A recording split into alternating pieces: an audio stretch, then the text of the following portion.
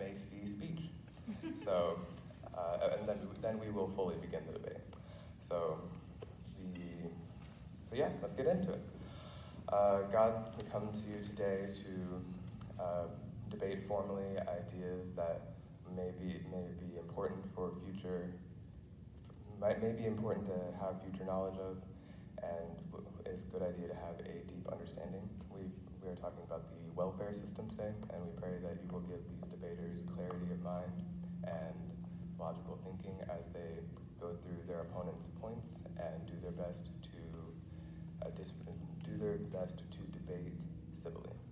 We pray that everyone will be calm, will have peace of mind, and will remember this is not something that needs to be taken too seriously, so let's all have a little fun. All right? In Jesus' name, amen? Amen. All right. Fun. So, I did say MAC speech, and I guess you're wondering what that means. I came up with the acronym myself, Master Apprentice of Ceremonies. But yes. All right. Ladies and gentlemen, esteemed judges, and fellow debaters, good morning. It is my privilege to stand before you today as we delve into the thought-provoking and intellectually stimulating discourse of our topic of discussion, which revolves around the welfare funding, a subject that has ignited passion, sparked controversies, and fueled countless conversations. Debates are not mere verbal jousts. They are crucibles where ideas clash, their perspectives collide, and understanding deepens. As we step into this rhetorical battlefield, let us remember that our words have power to shape opinions, change assumptions, and perhaps even alter the course of history itself. Before us lies a canvas, a blank slate upon which so many artists could draw amazing pictures. But here today, we will draw our own picture. We shall paint our arguments, our counterpoints, and our rebuttals. As we engage in this intellectual dance, let us adhere to the principalities of civility, respect, and, remember, open-mindedness. Our goal is not victory at any cost, for that truly leaves no winners, but rather the pursuit of truth through rigorous examination. In spirit of healthy discourse, I invite each participant to present their viewpoints with clarity, backed by evidence and reason. Let us listen attentively, discuss fearlessly, and respond thoughtfully. Remember that well-constructed arguments is like a symphony, a harmonious blend of logic, rhetoric, and conviction. As we embark on this journey, let us keep in mind the words of the great philosopher Socrates: "An unexamined life is not worth living." And just like that, an unexamined point does not have a firm foundation to believe. Let us examine, scrutinize, and dissect our ideas, for it is through this process that we refine our understanding and continue to add to the collective wisdom of humanity. So, without further ado, let the debate commence. May our words be sharp yet respectful, our minds be open yet discerning, and our quest for truth unwavering. Thank you, and let the battle of ideas begin. Please come up and start introducing yourselves. I'm Olivia Brennick-Husky. I'm going to be doing the 1AC and then the 1RC.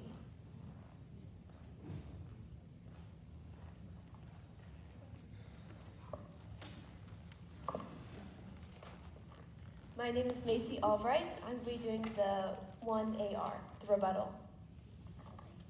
Helping.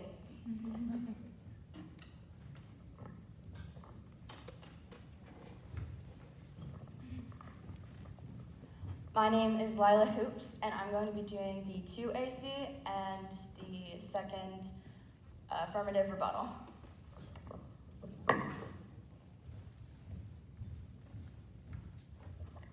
My name is Daniel Clayton, and I'll be doing the 1NC and the 1NR.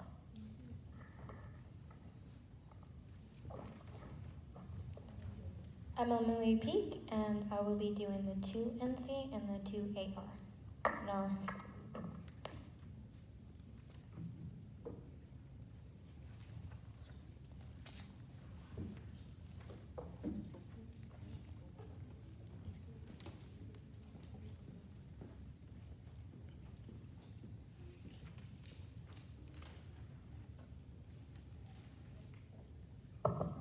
there it goes. 8 minutes on the clock. And are the judges ready? Negative team? Okay. Assume that's rest. Yes.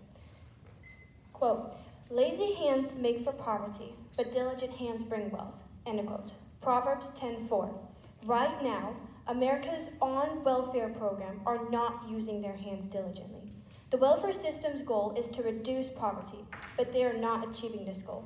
They're causing more lazy hands. That is why we are here. Good morning. My partner Lila Hoops and I, Olivia Brunikuski, stand for the resolution that the U.S. federal government should significantly reform its welfare program by reducing funding. Let me explain why the welfare program is not achieving its goal. To begin, let's start by defining a few key terms. Reform, quote, to put or change into an improved form or condition, end of quote. Source, Merriam-Webster. Welfare program, quote, a government-sponsored program for individuals and family in need, end of quote. Source, thebalancemoney.com. Reducing, quote, to diminish in size, amount, extent, or number, end of quote. Source, Merriam-Webster. Funding, quote, a sum of money or other resources whose principal or interest is to set apart for a specific objective, end of quote. Source, Merriam-Webster.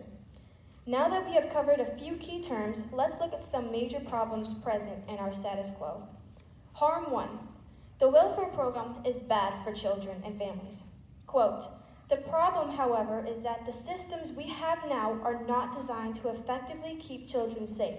Instead, the system puts parents in the impossible situation of having to overcome poverty in order to stop being monitored and to reunite with their children, without providing the resources necessary to do so, end of quote, says the American Civil Liberties Union. Children are being taken from their families due to poverty by these programs, while the programs are not giving families the actual resources needed to escape poverty. Harm 2. Welfare programs now pay better than working. A chart from the Foundation of Government Accountability titled, quote, government benefits compared to earnings on a monthly basis for low-income single parent with 2 delinquents, end of quote, shows a $3,469 median wage. Government benefits will pay a total of $3,737. That's roughly $300 more than working per month.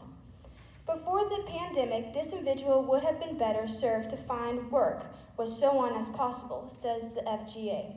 Across the country, income-related benefits cliffs can discourage welfare recipients from taking more jobs or working more hours, says the Cato Institute. If a person were to work harder and earn slightly more income, their benefits would drop by hundreds, even thousands of worth. Harm 3. The welfare program has no effect on the poverty rate. Quote, welfare reform is about independence and dignity. When done properly, it means preserving resources for the truly needy, safeguarding taxpayer dollars, and encouraging work for able-bodied adults. America spends more than $100 billion on food stamps alone each year. And without program integrity measures in place, our current course has only trapped people in government dependence and denied millions the opportunity to pursue the American dream, end of quote, FGA.org. The welfare program has no effect on the poverty rate. We say this with confidence because Cato.org has data and graphs about this topic. Unfortunately, we can't show this graph, but we can try to explain it. Picture a graph. On the bottom, you have the years between 1967 and 2021. On the left side, you have the amount of money we spent on the welfare programs. Now it is time to plot the data. Move your mind to the very first year, which is 1967. In that year, we spent a total of $75 billion on a 6.5% poverty rate. As the years go on, the amount of expenses we put into welfare programs has gone up significantly. In the year 1994, we spent a total of $480 billion on a poverty rate that was 14.8%. So you can see that it went down a little bit, but don't get your hopes up. During the following years, in 2003, the amount of expenses was $590 billion on a poverty rate that was 13%. From there, it just skyrockets up. It doesn't go down. Finally, we get to year 2021, where we spent roughly about $2 trillion. That is 2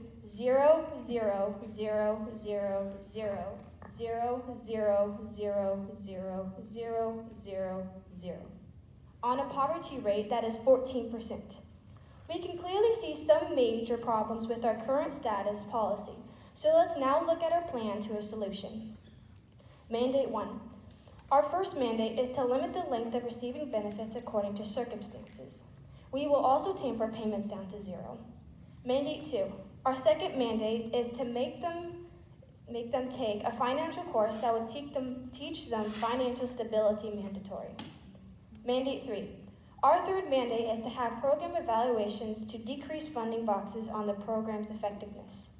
Our agency would be the U.S. federal government and Congress. Our enforcement would be CPS, USDA, Food and Nutrition Services. And our funding would be providing less money to welfare and to reduce recipients' taxes. Now that you have heard our solution to the problems in our current system, let's look at some of the benefits or advantages that will come once our plan is implemented. Advantage 1.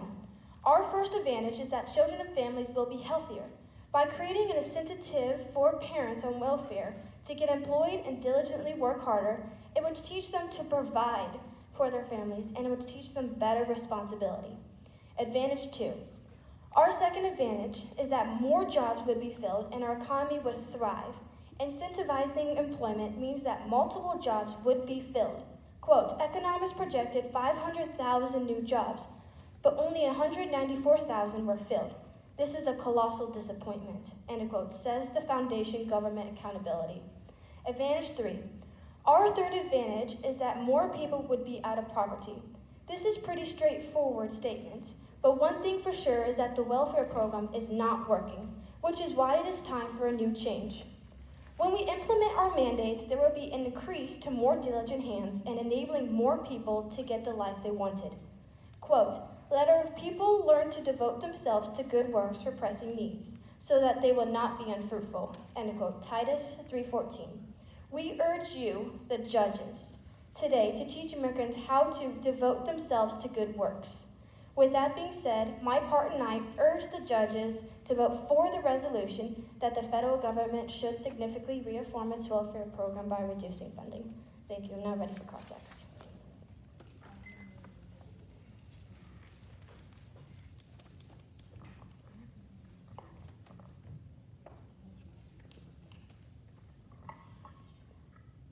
Are the judges ready? Are the timers ready?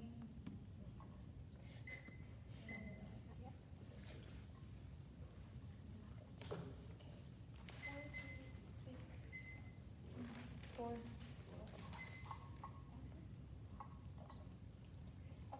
Three. Ready? Start. The affirmative team. The one. Yeah. Okay. So, can we have a copy of your 1AC?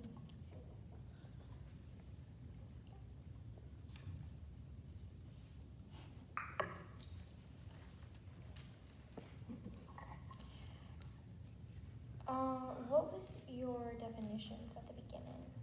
Do you want me to repeat all of them? No, I just missed one of the first ones. Reform, quote, to put or change into an improved form or condition, end quote. Source, Merriam-Webster. Okay. And you said towards the end that the poverty rate was 14%. Which poverty measure are you using? The official or the supplemental? The official. And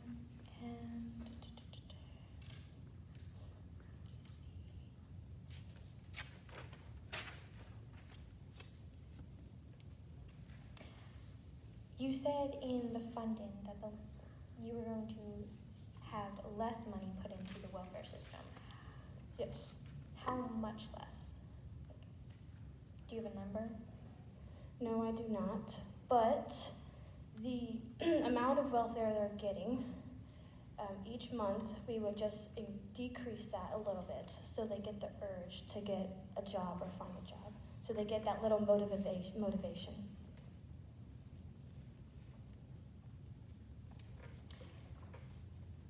Okay, how about your enforcement? How do you intend to enforce this?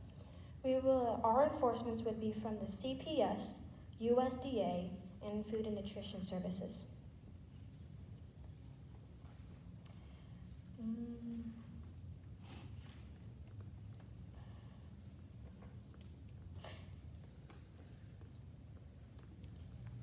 I don't have any more questions.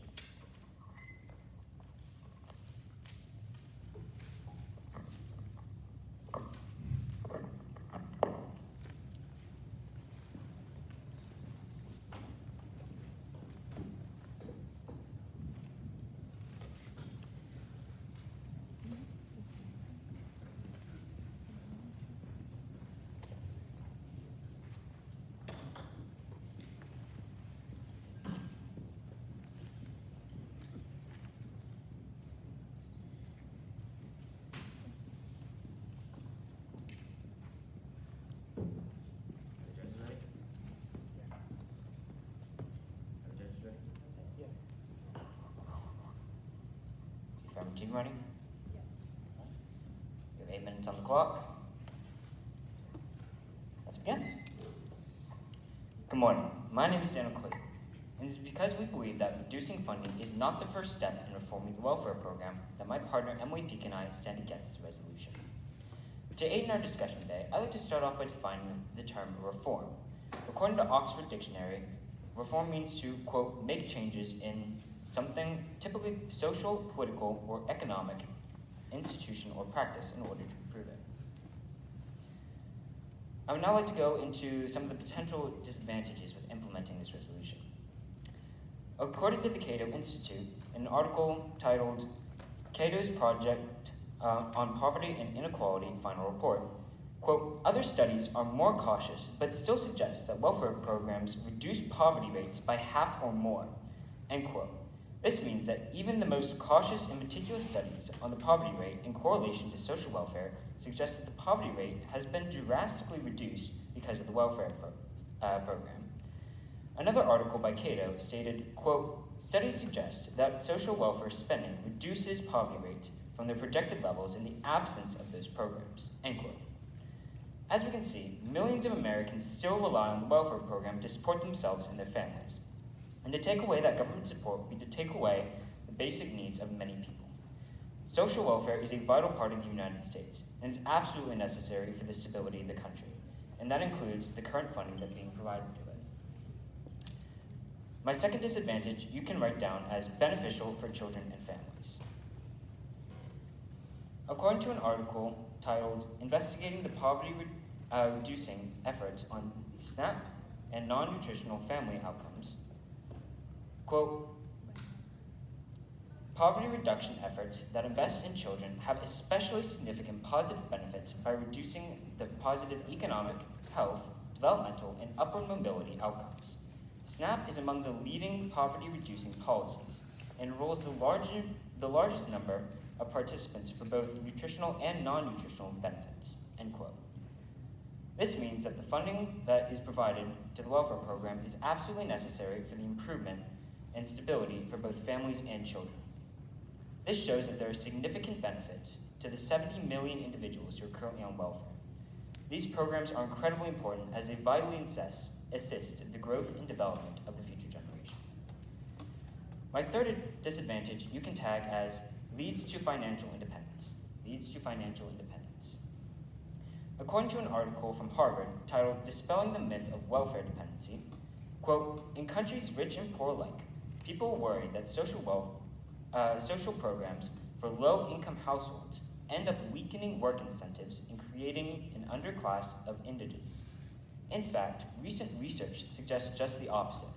The longer families receive stable and predictable support, the better they and their children do, end quote. This means that with financial stability, work incentives and work effectiveness only increase. This study shows that the longer families receive support, the better they do in the future. This demonstrates that there are several myths and inaccuracies regarding the subject of social welfare, and vast majority of these are nothing but that, myths. In an article from the Center of American Progress titled "The Safety Net is a Good Economic Policy," quote, "A significant body of research demonstrates that not only have anti-poverty programs successfully raised millions of families out of poverty, but they have also increased the economic mobility of recipients and support broader economic growth," end quote. This shows the incredibly significant effects that social welfare has in the United States. It is not only the welfare program that help raise people out of the poverty line, but it also allows for families to prosper where they otherwise might not be able to. This does significant work in assisting the millions of families to become self-reliant and independent of the government. And at this time, I would now like to go to a few things that my opponents said and address them. I'd like to start off with the affirmative team's plan. So, regarding their advantages, they stated that children and families would be healthier. However, if the children are not getting the proper nutrition that they need, they cannot be healthier. And that sort of nutrition is coming from the funding given by the welfare program. And to reduce funding would actually be making kids less healthy. It would also be putting additional stress on their physical and mental health. Because you are taking away that sort of stability and that sort of reliance in their lives, you are only weakening work incentives, and you are making the mental state of both the physical and mental state of the parents and the children less reliable. They also said that more jobs would be filled and that our economy would thrive. However, this is not accurate. People are struggling to find work as is, and while it is true that some jobs remain unfilled, people aren't always hiring. Though just because there is an excess of jobs that could be taken does not mean that those people are hiring. There are many people who want to find jobs but can't, and so they rely on the government for assistance. And it is only through the government giving them the assistance that they can become independent by themselves. And the third advantage is that we would put more people into poverty. They stated that with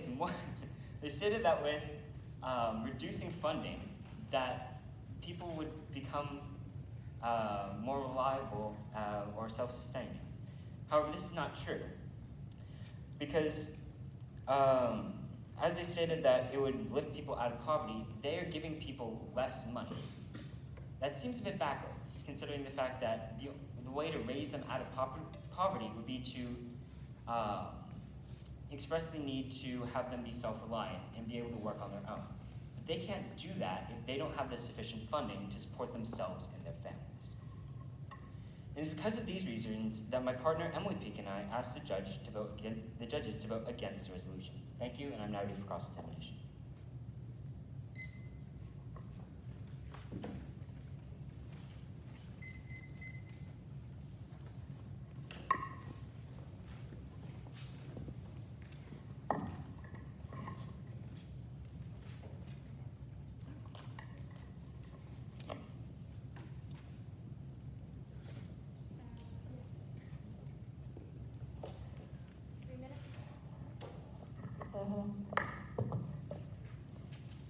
Okay.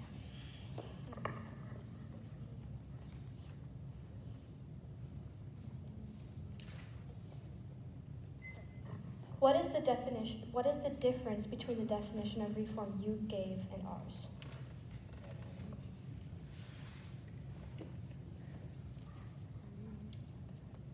So, with the definition that you provided,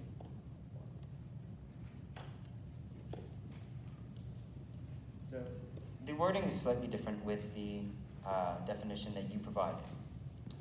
You provided a definition from Merriam-Webster to, quote, put change or change onto an improved form or condition, end quote.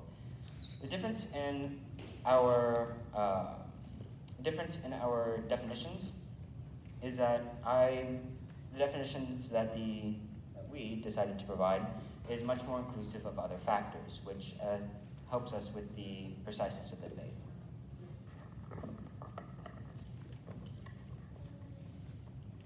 How should families provide themselves by working? families should provide for themselves by working. I believe that's what I mean. Yes. So they should be able to find jobs, but sometimes those jobs are not always available. And despite the fact that some jobs are open, some families still cannot support themselves and their families. Well, for the families that can support themselves, why are they receiving the welfare? The families that can support themselves aren't. That's the purpose of the poverty line. People who fall below the poverty line are the people who are most in need of government assistance, and those are the people who government assistance are provided to. Do you believe that the welfare program is currently working? I do believe that it is working to improve the lives of many people, though it is not. Why? What evidence do you have? What evidence do I have that the welfare is working? Well, I can read you a few sources if you like. Where are your sources from? Well, I have a few sources from Cato, mostly. It also goes through several journals and articles researched by economic professionals. What year is your sources from? They are all within the last decade. So the last 10 years, I assume. Yes. If reducing funding is not the first step, what is? If reducing funding is not the first step, as it is not, there are several structural changes that can be applied to the welfare program. Because the welfare program I would say it is a bit complicated, and the structural changes, there are structural changes that need to be made. However, I do not believe that we can simply, as I've said previously, remove all the funding from the program, as that would be ripping the carpet out from underneath the stability of millions of families. You said welfare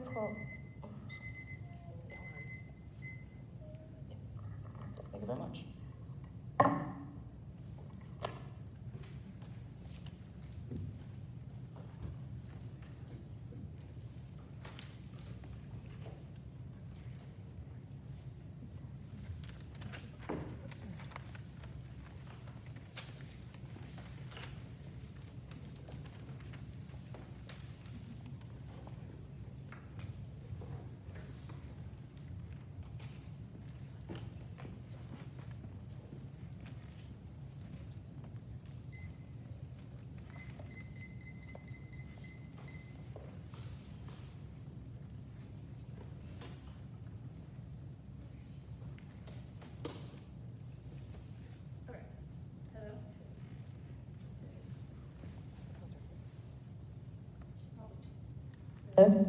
Okay, there we go.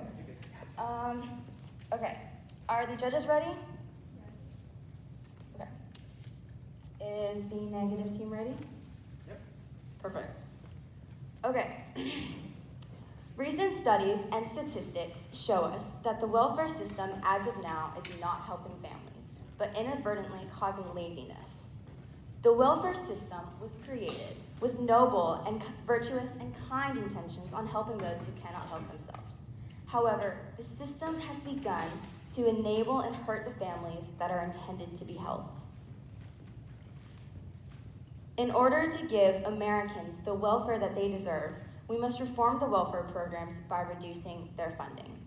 That is why my partner, Olivia Bronicuski, and I, Lila Hoops, stand firmly with the resolution that the U.S. federal government should significantly reform its welfare programs by reducing funding.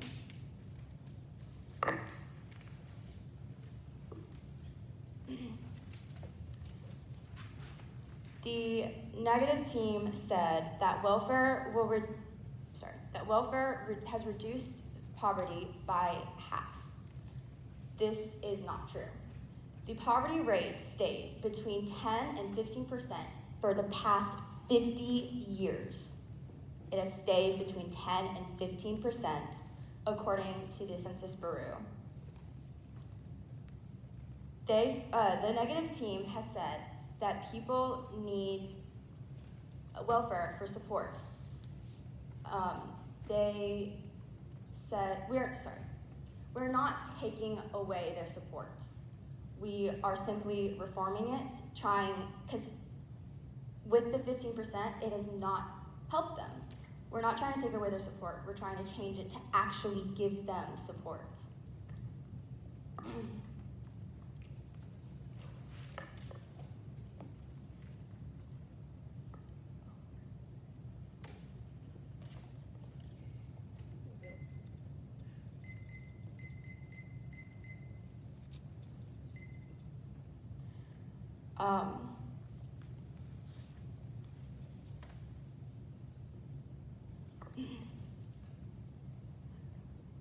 Okay, observation 1, definitions. We do not accept the negative team's alternate definition. Reform is to put or change into an improved form or condition.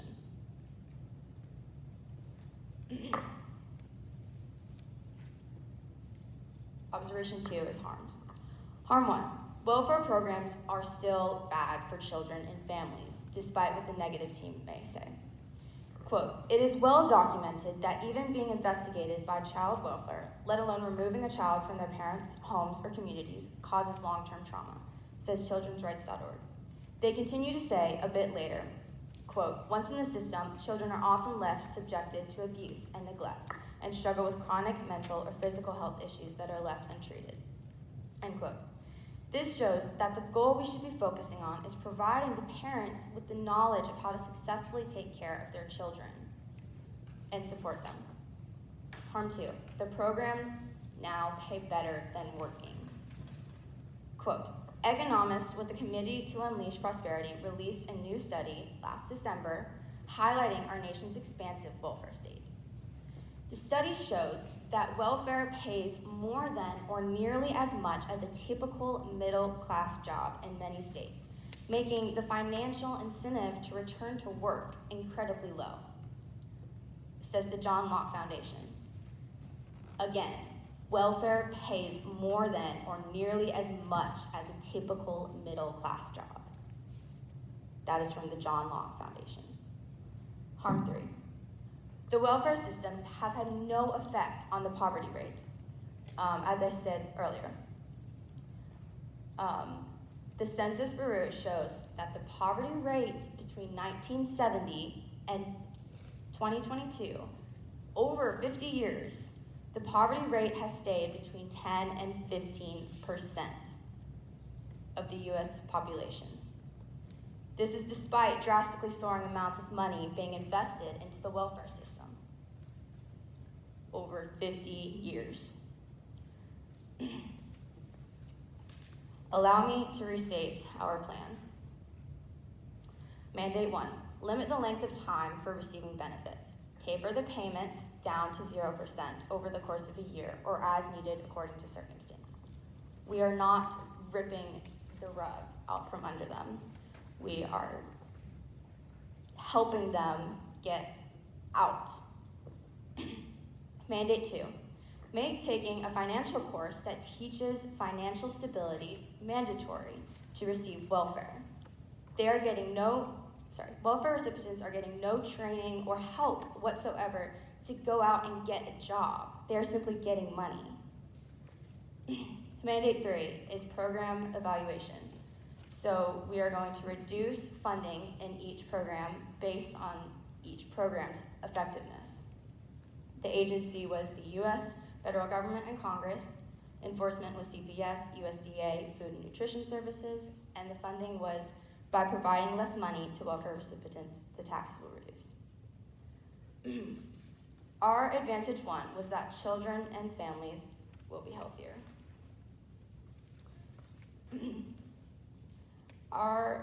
The negative team said that children and families will not be healthier because we are taking away their food, the resources they have to get food and physically stay healthier. But that is not what was happening. We are going to teach their parents how to provide food for their children and how to love their children and keep them safe and provide for them and support them instead of just giving them the money to feed their children.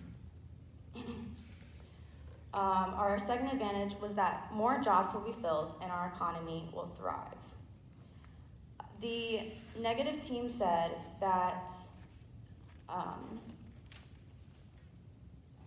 did they say?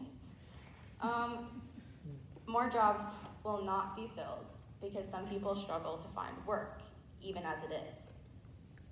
That is why we're gonna help them get back up on their feet instead of just giving them money. We are going to teach them how to get a job, like in financial stability. We'll teach them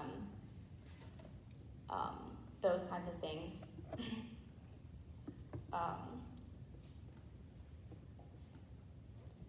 The third advantage was that more people will be out of poverty.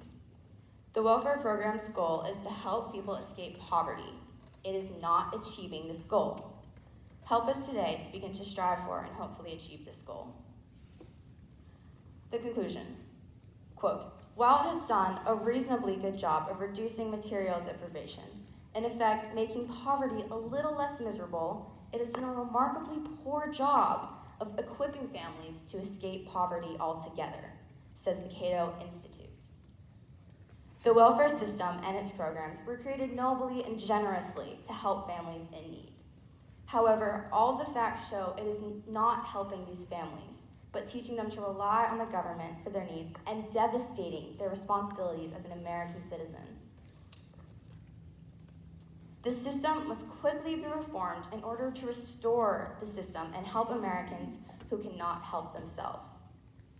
Everyone here knows the saying, give a man a fish and he eats for a day, teach a man to fish and he eats for life. We need to learn to apply this to welfare. That is why I urge the judges to vote for the resolution that the U.S. federal government should significantly reform its welfare programs by reducing funding. Thank you. I'm now ready for cross-examination.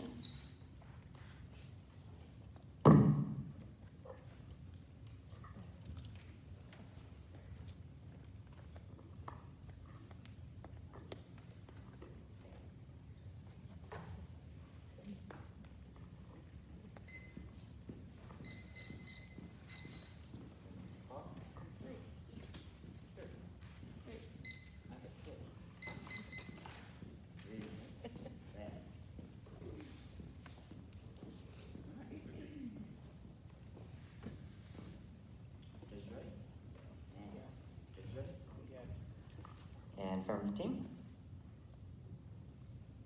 Thumbs up? All right, sweet. Let's begin. So, wouldn't you agree that removing funding to the welfare program seems counterintuitive to your plan? It may seem counterintuitive, but that is not what we are doing. How so? We are going to slowly taper the payments down according to their circumstance so that they can get back up on their feet and have an incentive. What metric do you use for the gradual reduction of funding? It depends on the circumstance. Okay, under what circumstance would you remove so much money?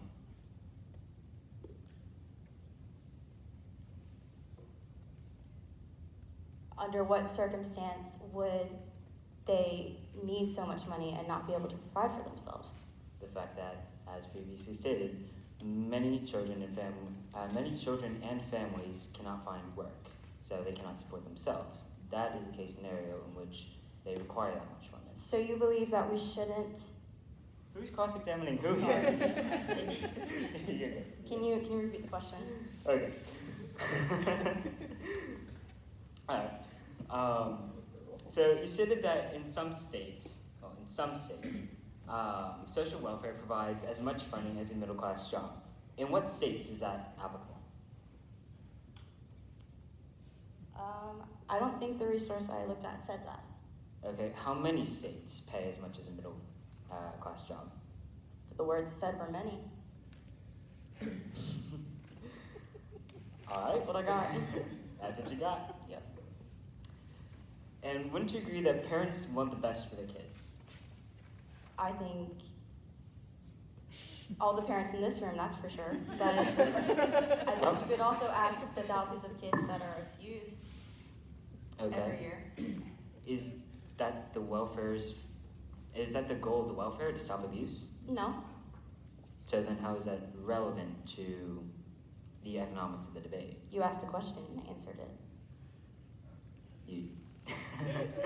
You certainly did. But wouldn't you agree that if parents want to help your kids, as you previously stated, wouldn't you think that they would give every effort that they have to do that, including getting a job? If the government is giving them money, why would they want to get a job? because they want what's best for their kids, as you previously stated. Again, who's cross-examining who? I have 20 seconds left on the clock. I'm just going to stop it here. I love this so much. Thank you very much. Thank you very much. You're welcome.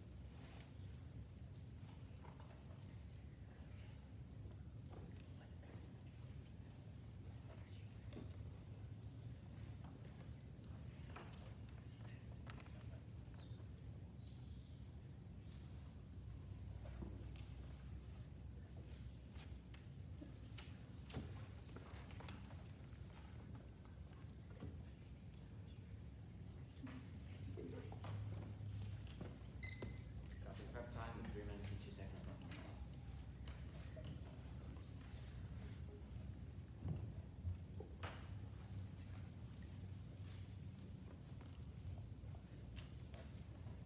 Good morning, my name is Emily Peak, and I am the second negative speaker.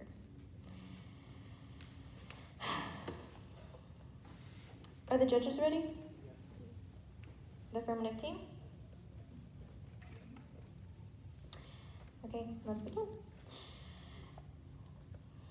I am Emily Peak, as I've said before, and it is because that I believe that that reducing funding to the welfare program system is not the first step in reforming welfare.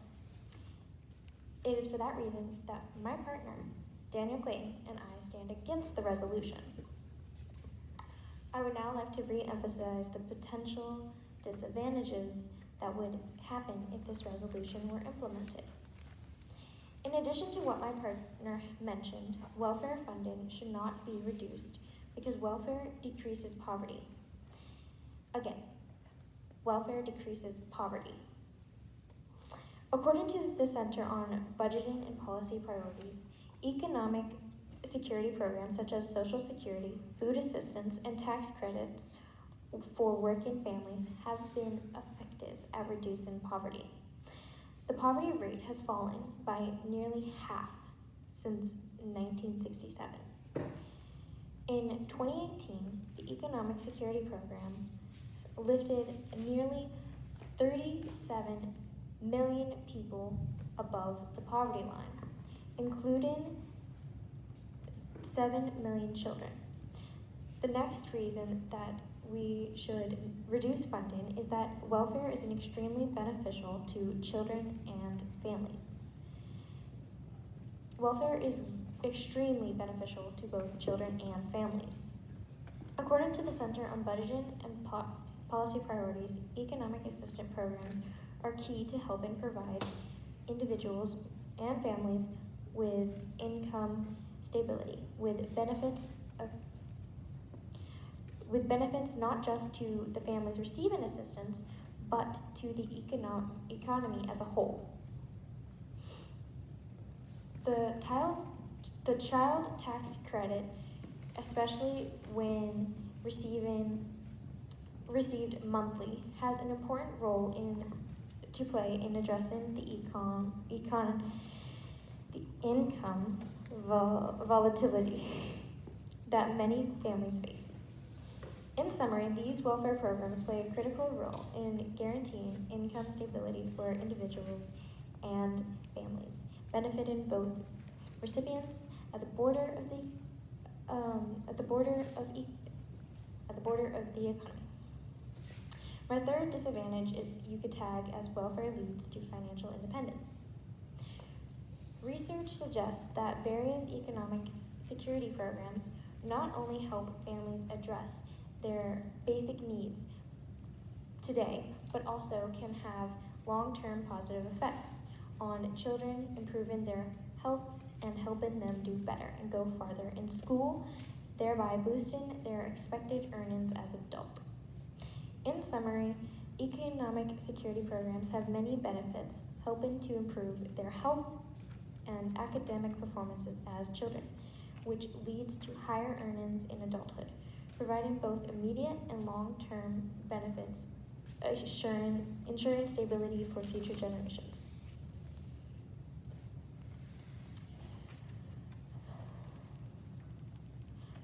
Now, moving on to observation 1, our definitions.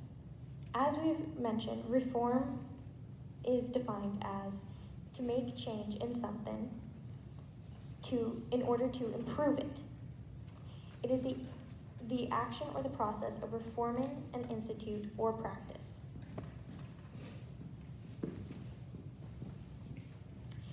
Observation 2, harms. My opponent says that welfare is bad for families, but we say that welfare actually helps improve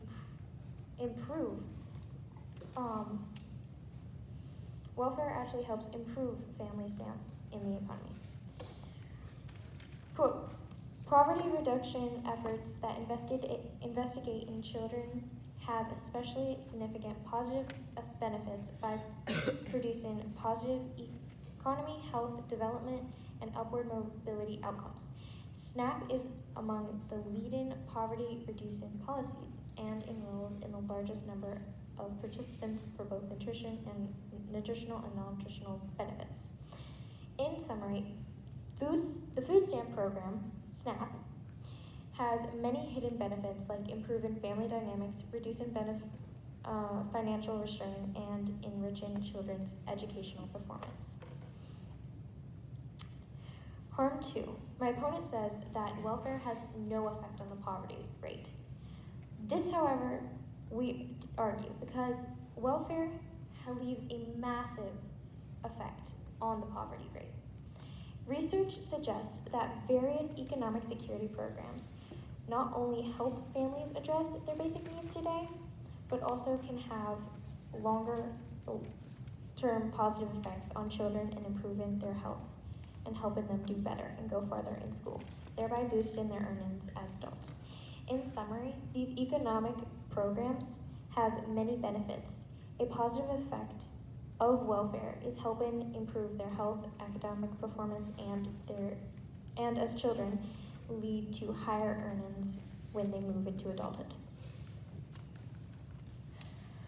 This provides both immediate and long-term benefits, ensuring stability for future generations.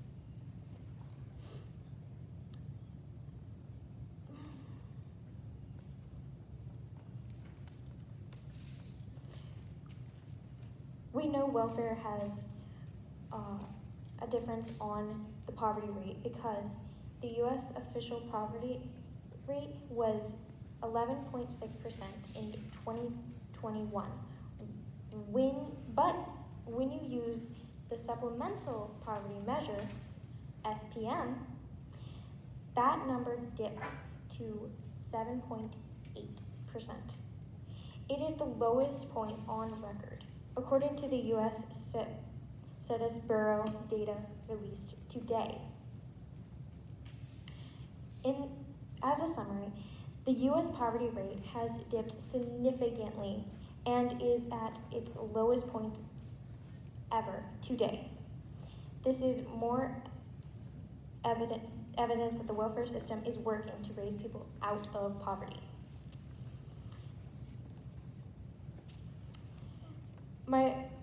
Now, observation 4, advantages. My opponent says kids' health will increase.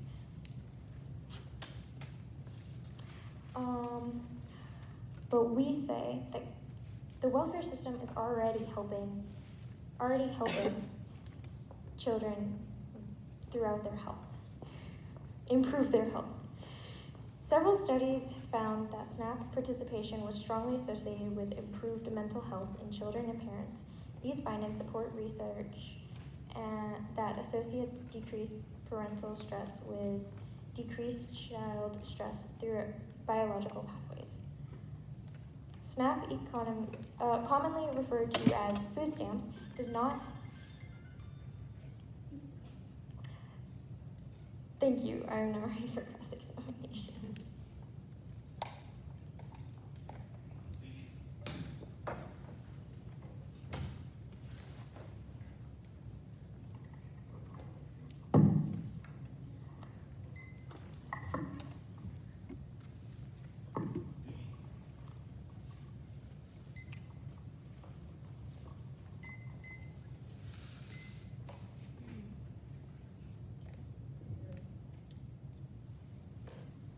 Hello. Okay. Are the judges ready? Yes. Okay. Is the negative team ready? Yup. Are you paying attention? Okay.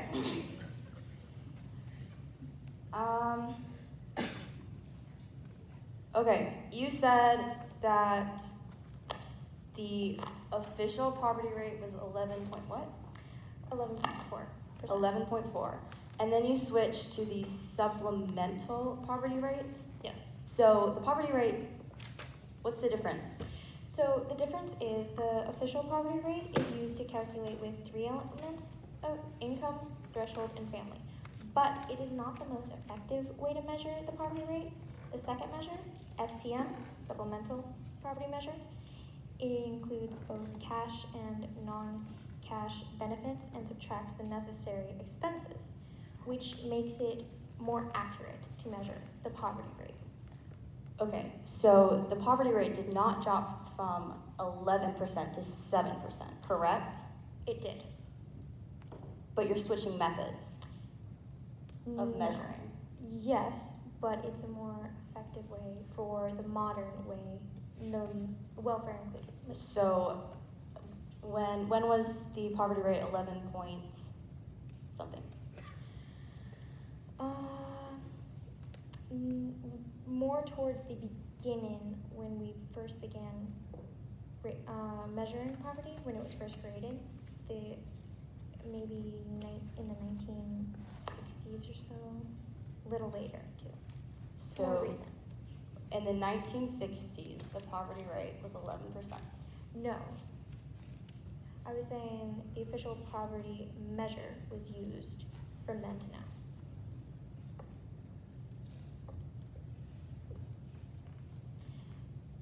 11.4% was in 2021, and it has dropped To what?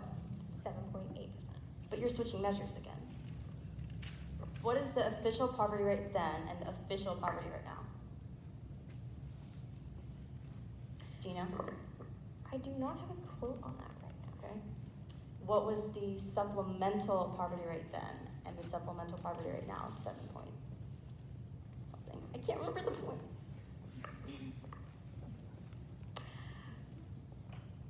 I don't have it compared. I just have it as the SPM has improved the poverty line, and it has shown that welfare is a significant Improved help. from what? You're not telling us what it improved from.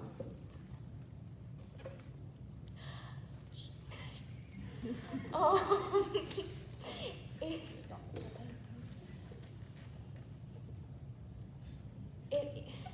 can you repeat your question? You didn't state what the poverty rate has improved from. You said the poverty rate improved. But what has it gone from? I said it improved from 11.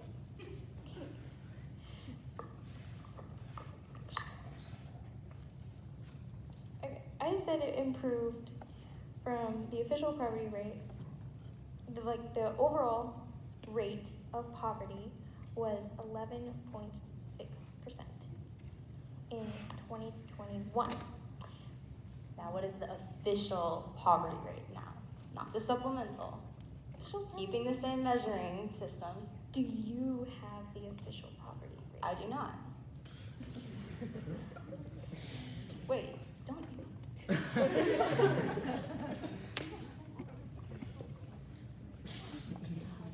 The timer was not started. I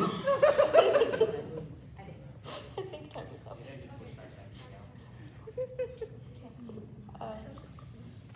No further questions? No further questions. That's what I meant to say.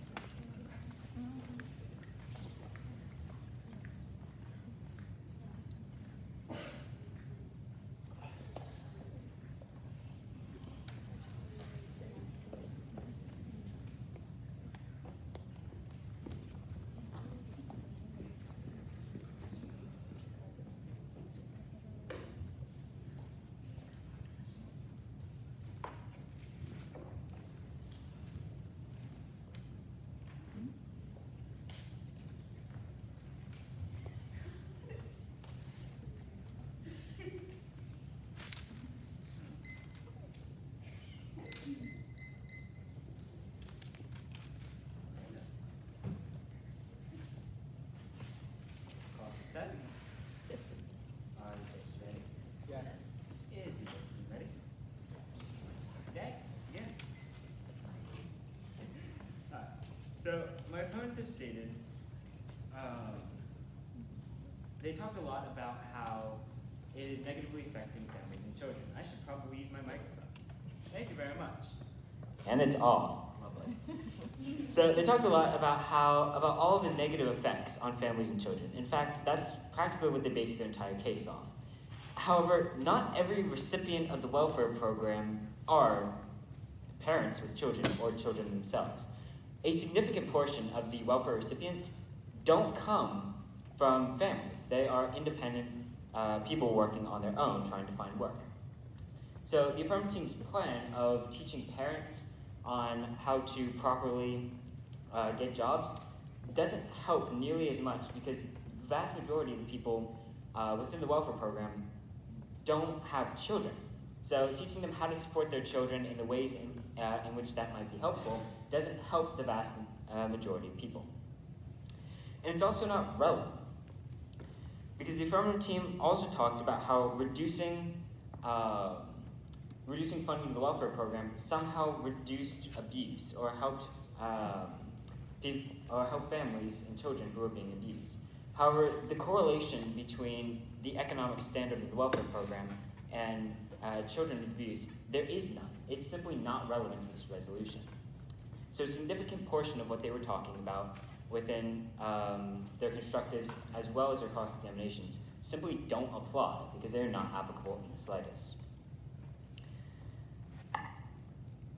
They also talked about how the welfare program could somehow be negatively affecting the American economy. But this simply is not true. Because in 1983, the earned income tax credit was not large enough to offset the total payroll of taxes in a family of 4 with a full-time minimum wage worker. This leaves the family with well below the poverty line. Today, the earned income tax credit and the child tax credit lift such a family much closer to the poverty line. So this talks about how it's negative. My opponents talked about how it's negative, how it negatively affects the American economy. But we have seen that it only helps people boost them above the poverty line and achieve self-reliance.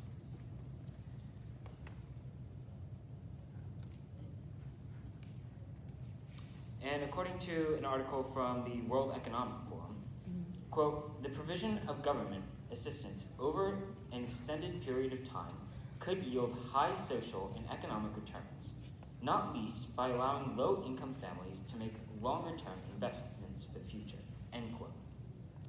So we can see that the welfare system plays a crucial role in steadying the American economy. It does not harm it. And it does this by providing essential support and benefits to disadvantaged families. This is incredibly important because a lot of the things that my opponents have been stating simply are not relevant to the current resolution and therefore should not be applied to this debate.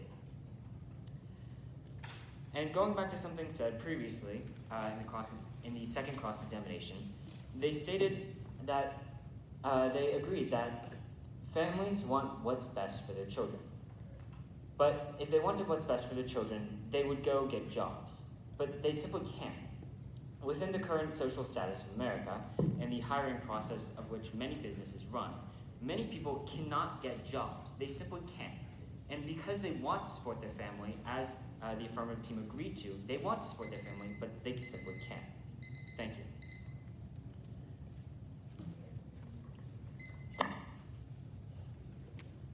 Who would like some prep time?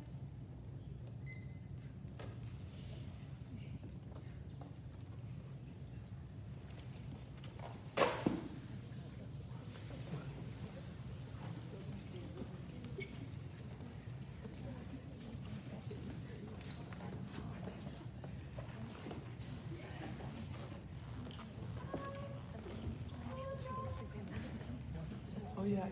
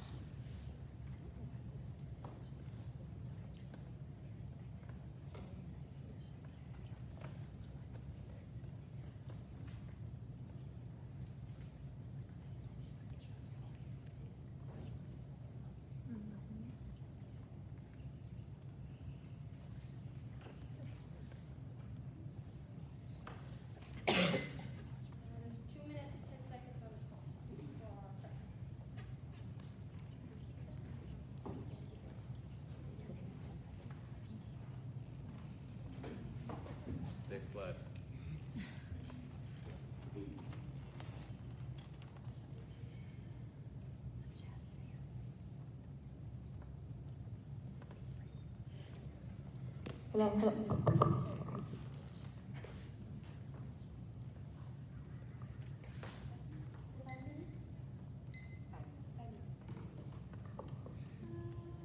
Five minutes on the clock. My partner and I are for the resolution that the U.S. government should significantly reform its welfare program by reducing funding.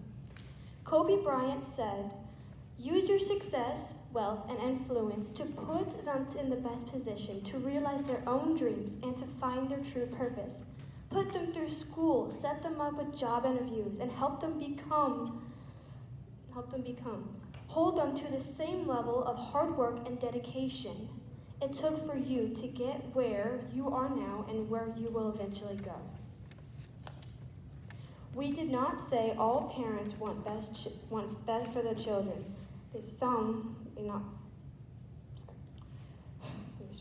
We did not say all parents want best for their children. Some do not, but some, however, do not want work.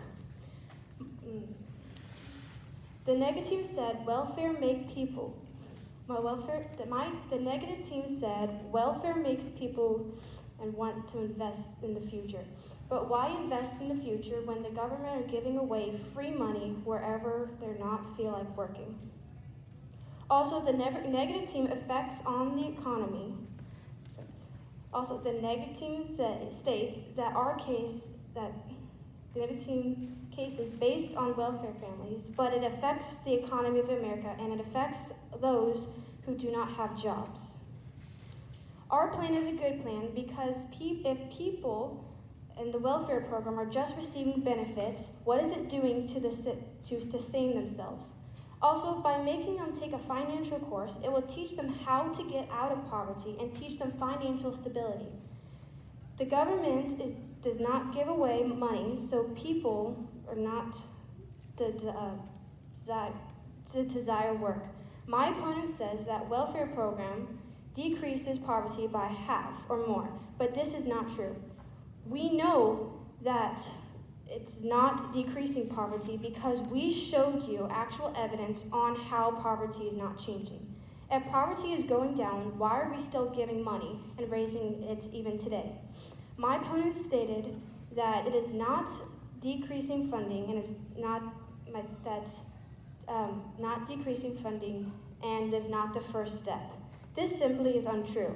By slowly decreasing funding, we are creating insensitive welfare recipients by taking hold of lives. Then again, we are not getting rid of their money. We are just slowly tampering it so they can get the motivation to find a job.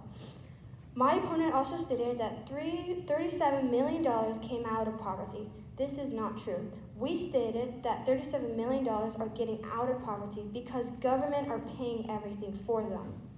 My opponent said that by reducing welfare poverty, it cannot be decreased. However, my partner and I already proved to you that the welfare program is leading to an instability of America. My opponent also stated that welfare programs are beneficial for families, but we say that is temporarily, but it'll lead to families of America being unable to support themselves. My opponent doesn't even have an official poverty rate. We, on the other hand, have shown you numerous evidence and rates. We have shown you proof. In conclusion, people are taking advantage of government's money and costing the economy trillions. We urge you, the judges, to vote for the resolution and save our country from financial and ethical destruction.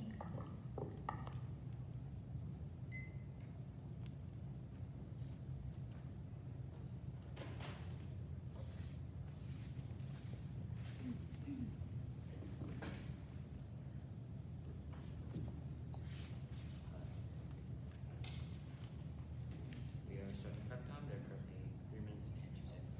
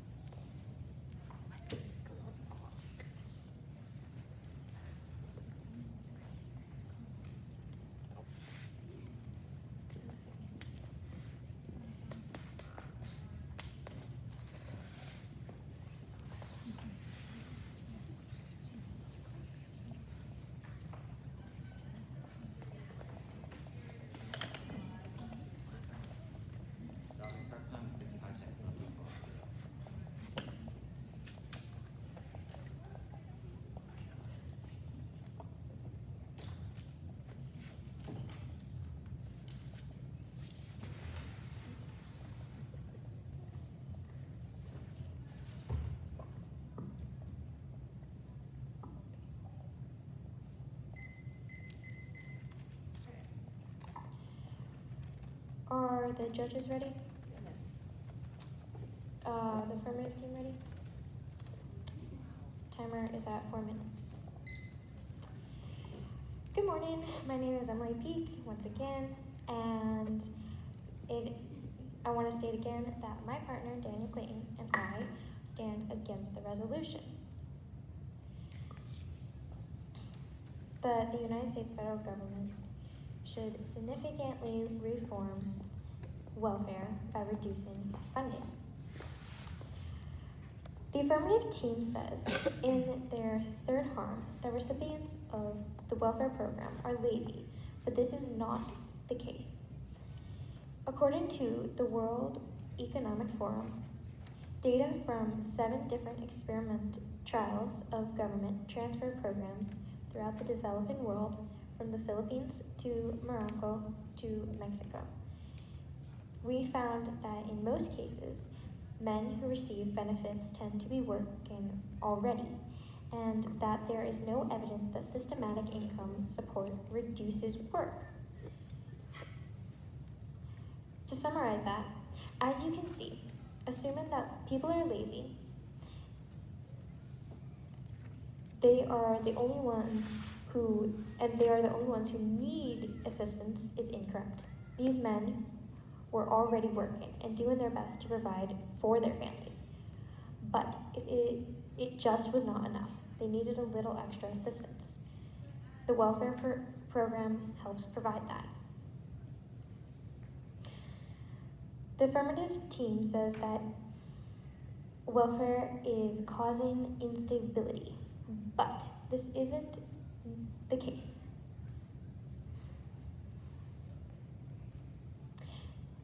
The provision of government assistance over an extended period of time could yield high social and economic returns, not least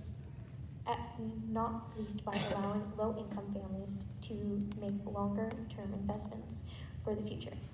In summary, the welfare system plays a critical role in steadying the American economy by providing essential support to disadvantaged families. Everyone in America benefits from the stable economy. The affirmative team mentioned that we didn't need the welfare system to support families. We need to teach parents how to raise their kids. But that is not really in the bounds of the resolution. SNAP and other similar programs do not help raise a family. They help support families to get assistance and help benefit them.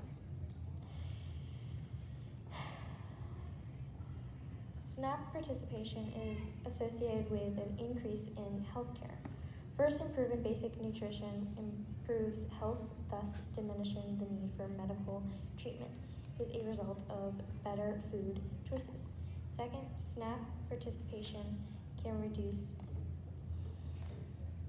the likelihood of participants being forced to choose between paying for food and paying for medicine.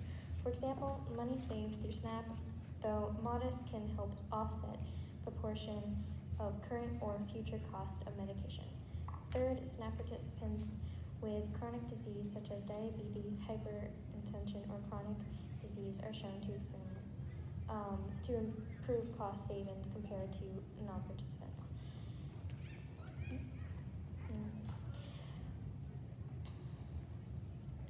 Historically cheaper.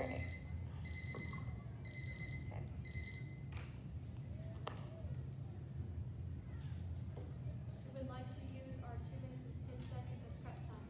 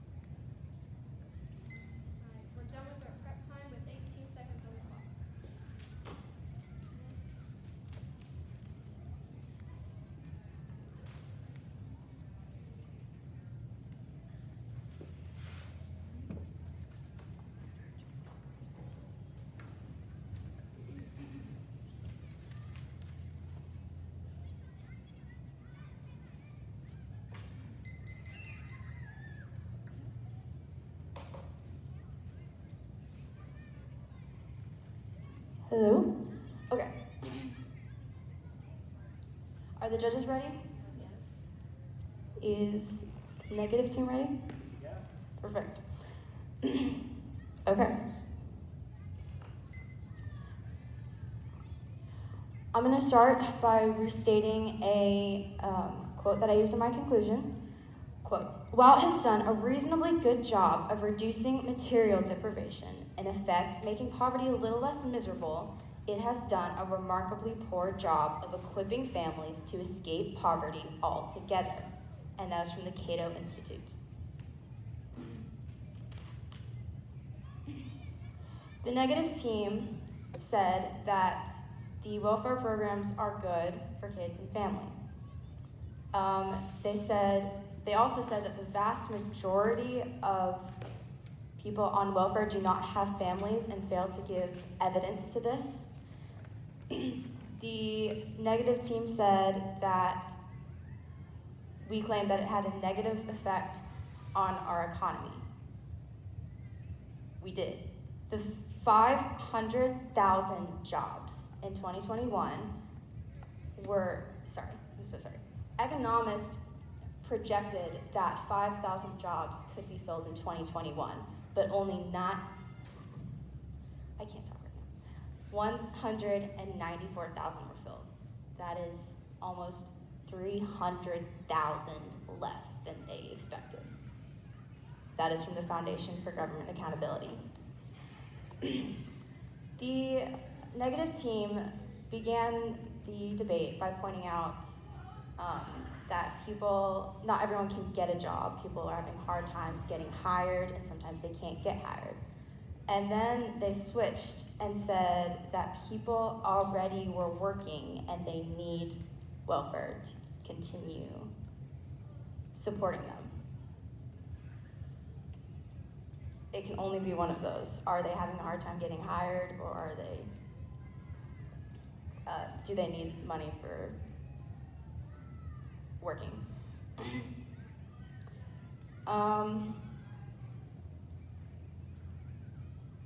Children and families are healthier when our plan is implemented.